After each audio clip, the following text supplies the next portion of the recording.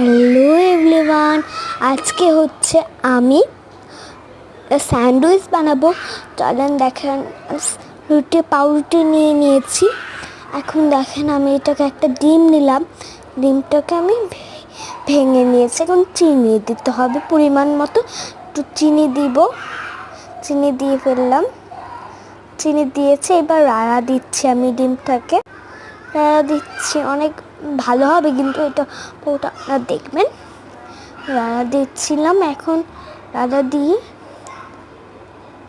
দিয়ে এই পাউরুটিটাকে এটার মধ্যে চুবিয়ে দেবো।